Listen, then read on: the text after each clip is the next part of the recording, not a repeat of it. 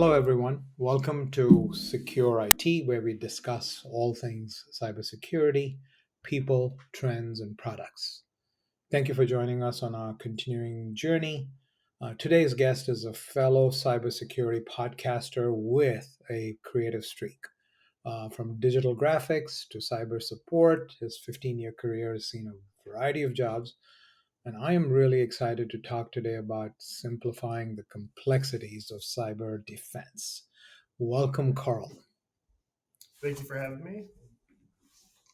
We're looking forward to a great discussion. So, Carl, as I mentioned in our prep, we're focused more on the person um, than the job or the things we do on a day-to-day basis. God only knows that there's enough of material out there on cybersecurity and cyber defense, and so we focus on, hey, how did you get here? This is inspirational to our listeners, some of whom are looking for a career in cybersecurity, and probably reach out to you on LinkedIn or somewhere else. So we're hoping that's okay. So let's start with, walk us through your background and your career and the various choices you made to get here. I talked a little bit on in our introduction about your creative streak, and that's Mhm. different. You did digital graphics, printing, and evolved to cyber support. So tell us about your journey, please. Yeah, I would say that it all started when I was like a teenager. My first computers, and I always had a knack at just figuring out how to get past certain limitations. Because a lot of times I would use software that kind of limited what I wanted to do. Because it was the early days of computing in the mid '90s, and not that many people really used computers for a lot. So I always tried to find ways to tinker with the computers, get it to do more than what they were really designed to do in a way. And so by doing that, I had a large interest in computers and technology. Now, the reason why I diverted from that into the graphics part is because I had a little bit of bad advice from someone who said, never turn your hobby into a job. And I really wish that I had not listened to that advice because it, in my opinion, it was just bad. So that's why I went into the graphics and printing side because I thought, okay, this has a little bit of doing what I enjoy doing, and so, but it wasn't as much as the computer side of things. So I thought, okay, I can still do my hobby, but then do this other thing to make the money to pay the bills and whatnot. And then in my time in the printing careers, I was noticing that a lot of trends where computers were being integrated into the printing world. And a lot of the things that were integrating was known as the variable printing, which they would take a long list of names or whatnot and then put it into the print so that it's kind of like mostly with personalized letters.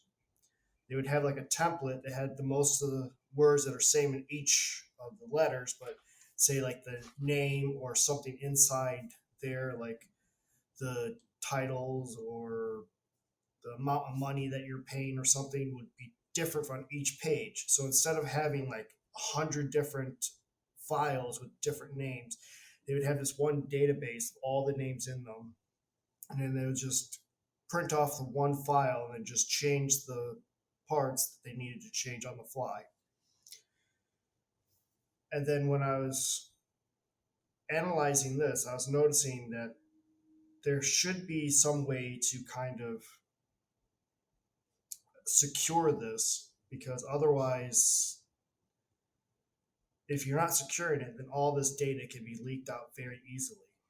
So that's how I started getting into interest in the cyber aspect of things like this because I was like, hey, I know there's a way to keep this secure, but I wasn't seeing the implementation happening right away. So then that's where I reached out and got my master's in cybersecurity. And then through that study, I've noticed everyone was talking about how complicated cybersecurity was and how everything's just so hard to do. But then as I was studying it, I was noticing patterns like, okay, for the average person, this isn't very complicated at all. It's just when you grow out to like the large corporations where you have like millions of different devices and millions of different people, that's when the complexity comes into play. And so then I was hoping to kind of teach other people that hey, cybersecurity isn't this scary thing that you need to avoid because it's so complicated that no one will understand it. And that's where the Simple Cyber Defense podcast came about. So I was going around and say, okay, you don't have to fear cybersecurity.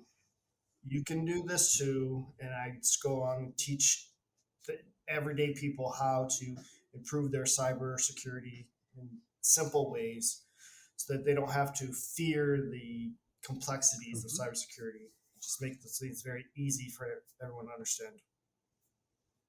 Great story, Carl. I remember those early days when printers started entering the office space first, and then to home, and we kind of found an excuse to print everything, right? Signs at the Yeah. coffee machine, signs near the stairs, and we became our own, little mini graphics shops. Yeah. So those were the early days, and now we'd have as much fun with the 3D printers. So we're moving forward in exciting times.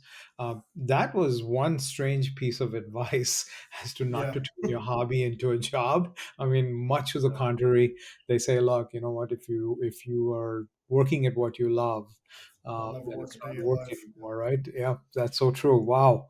I hope you circle back with the guy that gave you that advice. um, Yeah.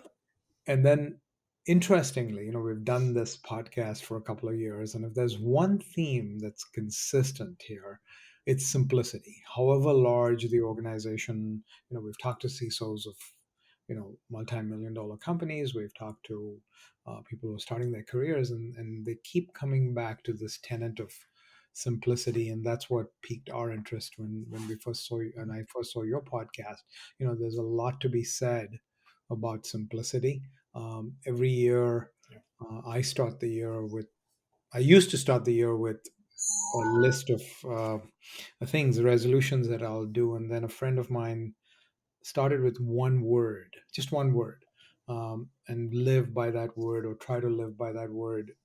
Uh, for the year, and I've done things like um, be present was one of my words, and this, and my kids of course do words like dare and challenge for themselves. This year, ironically or coincidentally, Carl, my word is simplify. And I'm trying to live those tenets personally and professionally, so thank you very much for your insight and what you do from a career point of view. So you are a, moving on, to on our conversation, you are a cybersecurity technology consultant, and you have an amazing 30K view with a dose of creativity, as we've said, and then you get to go down into the weeds as well as you're solving problems, technically addressing issues. So as you've lived your life in this space, in this last iteration of you know your storied career, what is top of mind for you? What are you seeing that you want us to focus on, or feel that we'd be safer if this was addressed? I think the integration of Internet of Things that getting more and more prevalent. More and more devices are being connected to the internet. Like you, like right now, we just have like simple things like the Echoes and the Google Assistant things, but soon I think more and more things will be interconnected. Like you'll have light bulbs connected to the internet, refrigerators connected to the internet, your car connected to the internet. And with all these different devices, you're going to have different levels of threats coming into play. Like, for example, say if your car does constantly get connected to the internet, well, what does that mean? So I see a lot of trends towards like automation type things where you don't have to think about something. You just set a script up, and then a certain amount of tasks will automatically happen. Well, what happens if someone gets into that system and just tweaks those automations a little bit so that they can either spy on you or steal whatever credentials that you have, or say your car has a schedule, so at every 3,000 miles it automatically drives to the shop to get an oil change, and say attacker gets into your system and change that schedule, so instead of going into the auto shop to get an oil change, it goes into one of their shops so that they can take it apart and steal whatever they want to. So I think that is the main thing that we should address, because right now I don't see many of these IoT devices coming with security. Like, how many stories have we heard of nanny cams getting hacked into? Yep, I Or, remember those yeah. very well. And the simple thing is that they were able to get in there because the default comment or the default password that we use to log in was never changed. So that was one True. simple thing that you could have done. Right. Another thing you could have probably implemented is like a two-factor authentication. So it makes it harder for them to get into that device.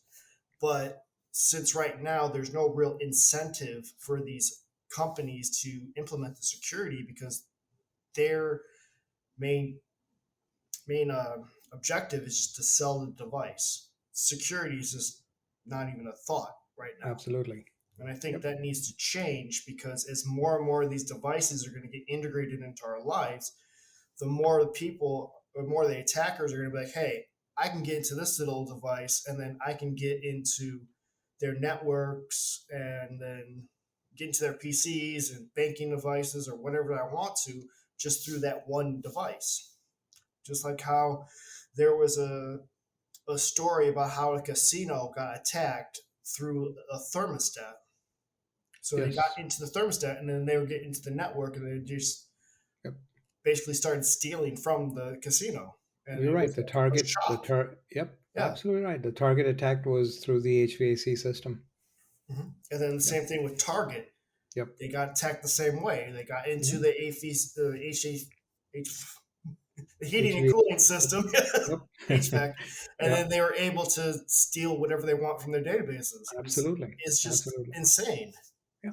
Yeah. Well said. IoT is probably one of our biggest threat vectors or threat areas.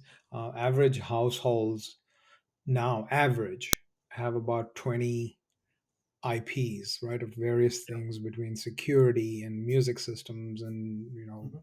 whatever rings and all these things that connect Alexas and Siris and Google, and just goes on and on and I on. know. Yeah. Now it's a beautiful thing, right, Carl? On one side, I Yeah. have I may be sharing too much here, but I have a water heater that knows that I'll turn on the faucet at 4 o'clock. Sorry, 6 o'clock. I'm not trying to impress you with what time I wake up. And the and the water is ready, right? And I'm Mhm. able to, with one word commands, have Alexa set the alarm, turn off the lights, tell me if there are any open doors and windows.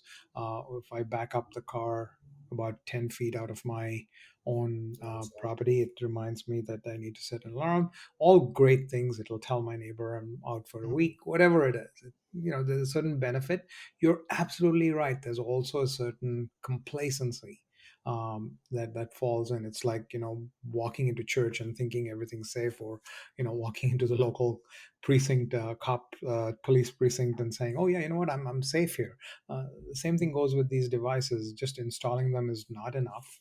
um, we've got to be aware. There's a certain amount of due diligence in terms of passwords and usage, and that brings in a whole separate support system for consumers. We'll talk a little more about this one question away, um, but I want to talk to you about so well said in terms of your current job. Um, I want to talk about the potential CISO, right? The Mhm. potential Chief Information Security Officer and his job. And we have a lot of those listening to our podcast as well. Uh, as you talk to guests on your podcast, as you look at these things in your day to day job, where should you, where do you think uh, they should focus? Like, what are top of mind things that they should work on? I think for the CISOs, the important thing is to do the training for the employees so that they can feel more educated in the system and not try to make them feel like, okay, if they made a mistake, it's the end of their career or the end of their job.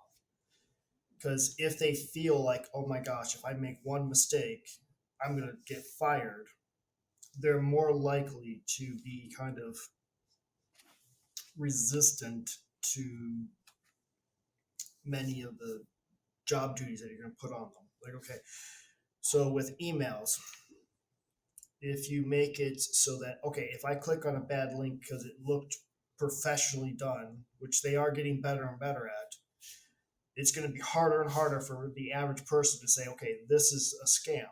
And if they accidentally click on a link, they're like, oh my gosh, my career's over. And then either they're not going to report it or they're going to try to hide it because they're a fear that, okay, I made a mistake. I'm going to lose my job. I can't do this. Da, da, da, da. So if you make them feel like, okay, if you make a mistake, it's not the end of the world. We'll just help you, give you the tools to better it so that the next time this happens, you can be more empowered to protect the company and yourself so that you don't feel like, okay, it's the end of the world here. It's more of the saying I like many people say is use carrots instead of sticks to get the correct results. Because, like I said, if you make them feel like they're going to get punished for something that is probably out of their control, they're going to do more. It's going to be more harmful because either they're going to hide the fact that they made the mistake or they're just going to try to alter their workflow so that they're not as efficient because they're not using the tools that are in place to make their jobs easier. So they'll find ways not to use the integrated systems that could potentially harm the company because an attacker tricked them into doing something they're not supposed to do. Very well said, and you are definitely an ambassador for what your mantra is, which is keep it simple, right, and focus on the people. So we've got to love our employees and hate them too, because they're the ones that are the weakest link, and will click on bright, shiny stuff that they're not supposed to. And employee training and employee awareness is probably mission one in the war on cyber, the bad guys. So well said. As I promised, I want to circle back to your earlier Yeah, that's thoughts, fine. right, as to where we're going. What is the future of cybersecurity? So again, I want to glean from your various podcasts, and I want to give you a little bit of the lay of the land. Right, millennials today are saying, "Hey, look, we don't have time to go change our passwords every 90 days. Let's try to live in a passwordless world." And companies like Facebook and Microsoft and Google are addressing that need in terms of trends. Mm-hmm. We've got, we've honestly got multi-factor authentication fatigue. I mean, I live with about three different authenticators on my phone, get stuff Yeah. or one-time passwords on my watch, and it's never ending. I mean, you take zero trust now, that's become a fashion statement, right? Everyone's claiming that their products are part of Mm-hmm. zero trust architecture. Um, as a result, from working from anywhere now, we evolved from working from home to working from anywhere, and we've got this hybrid model. So our insider threat is global. There's no such thing, right? It's the biggest oxymoron of our times to believe that the insider is sitting behind a firewall at your office. He or she could be anywhere. Um, Mm-hmm. Let me add some more levels of complexity in terms of trending. There's huge amounts of privacy laws coming out of India and China now, that's going to change our um, entire ecosystem in terms of how we manage data.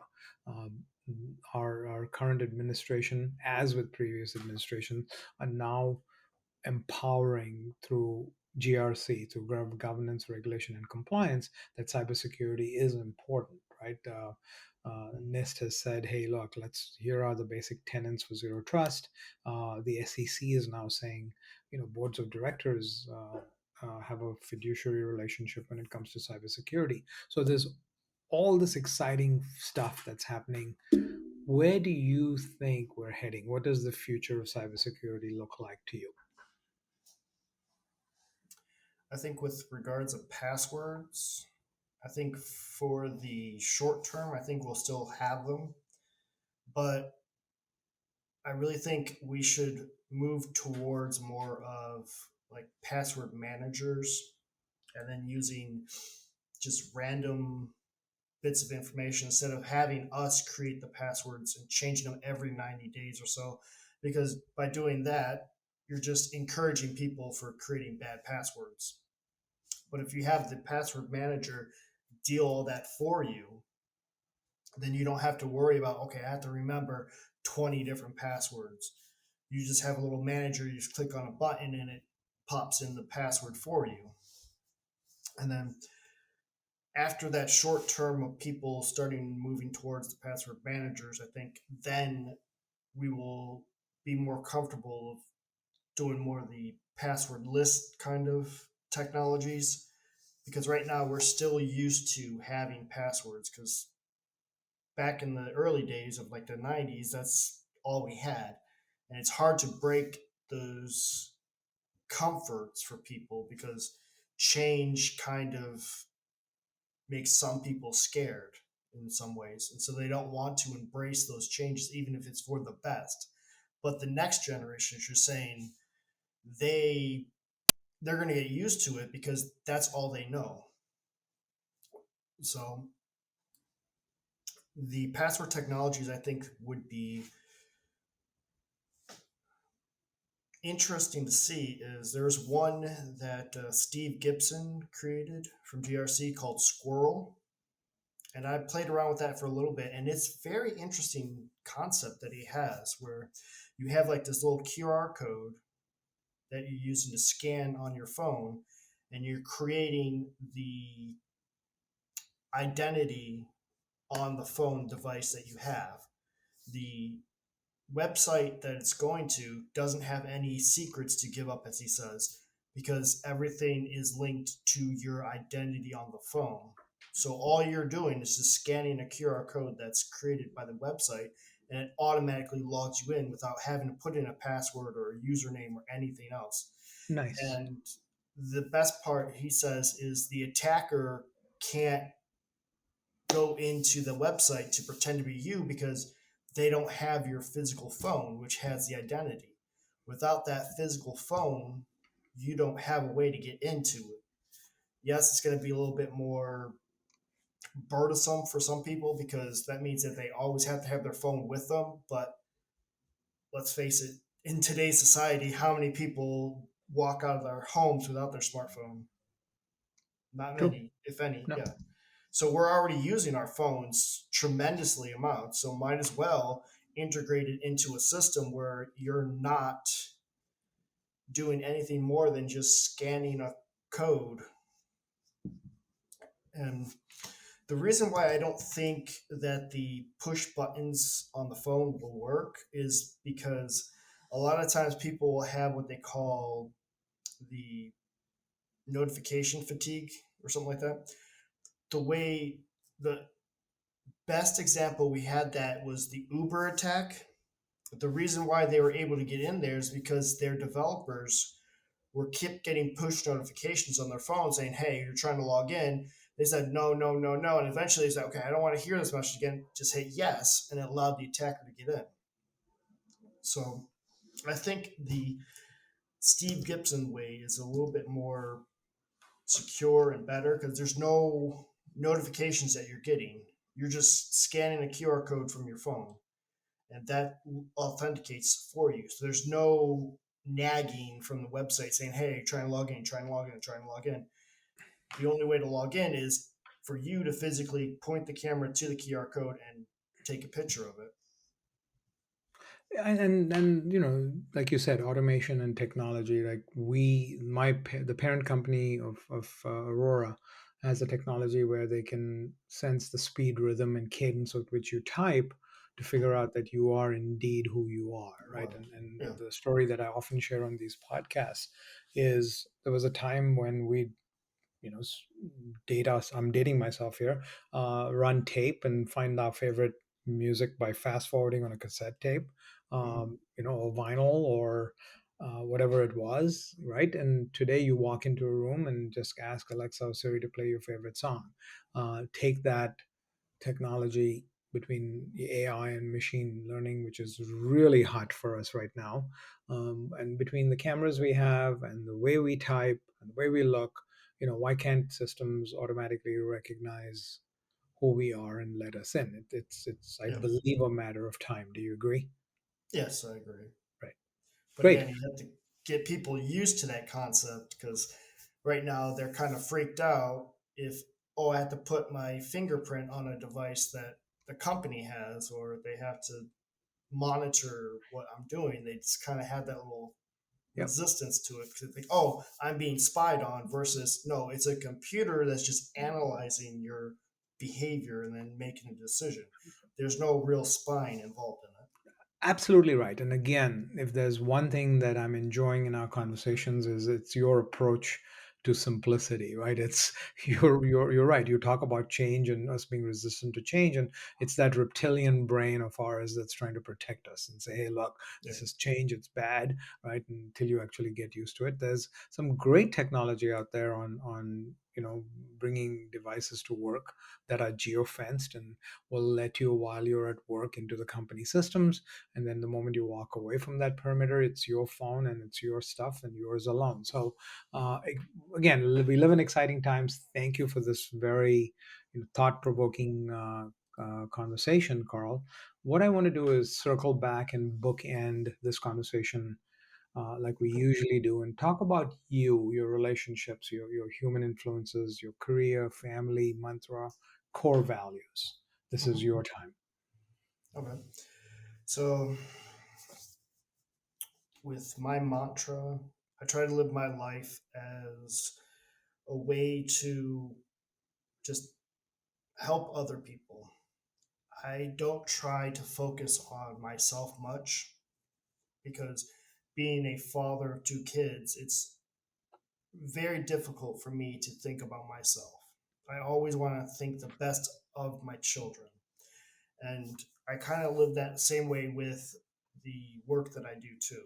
I don't do this for me. I do this to try to help as many people who would listen, so that they can better themselves and protect themselves. Because I have the knowledge, I can protect myself, but I think it's be very greedy of me if I just kept that knowledge to myself instead of just letting other people know, hey, you're not alone in this.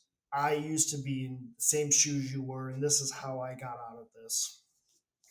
Like at first, I thought cybersecurity was like this big, scary thing, and I was kind of dreading going through my master's degree. But then when I went through it, I was like, hey, this is not as bad as everyone's making it seem to be.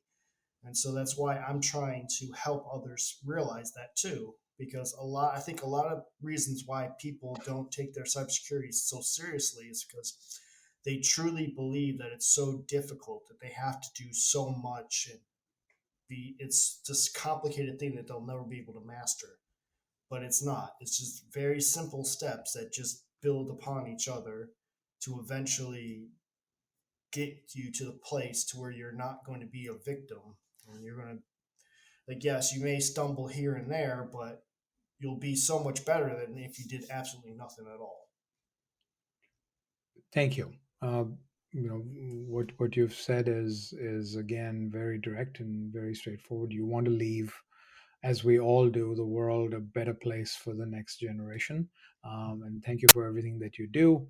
We'll definitely put a link to your podcast as well as your LinkedIn, should people Okay. need to reach out, and appreciate you being an ambassador for cybersecurity and cyber defense, and at the same time, more importantly, keeping it simple with a dash of creativity, Carl. So thanks everyone, and thank you for joining us on this episode of Secure IT as I continue the cybersecurity discussion with customers, vendors, end users, and employees, helping us to learn from their insights and knowledge and from their experiences.